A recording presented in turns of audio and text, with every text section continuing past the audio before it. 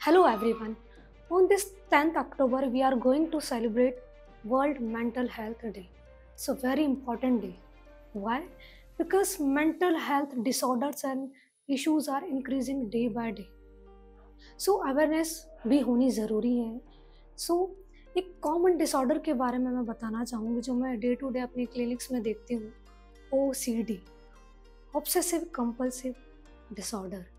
Obsession means किसी ऐसे thoughts, किसी इमेजेस, किसी डाउट्स का बार बार आना, इंट्रूसिवली आना, इच्छा के विरुद्ध आना, रिपीटेटिव आना और डिस्ट्रेस क्रिएट करना.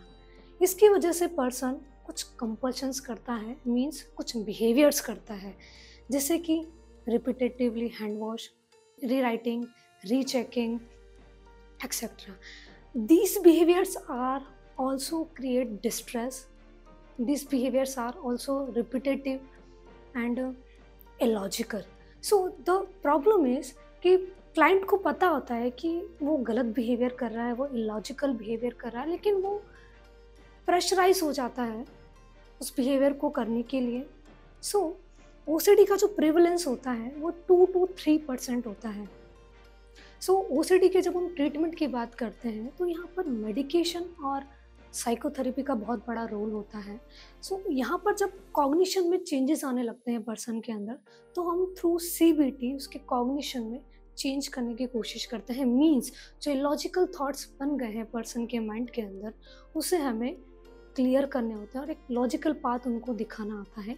And the same time medication का भी उतना ही रोल होता है जो एक पाथ क्रिएट कर सके जहाँ हम साइकोथेरेपी को एक प्लेस दे सके और वो वहाँ पर वर्क कर सकें. OCD होने का एक रीज़न ये भी है कि पर्सन की पर्सनालिटी OCPD रही होती है कहीं ना कहीं. वो बहुत परफेक्शनिस्ट काइंड का होता है, छोटी छोटी चीज़ों में उसको परफेक्शन चाहिए होता है.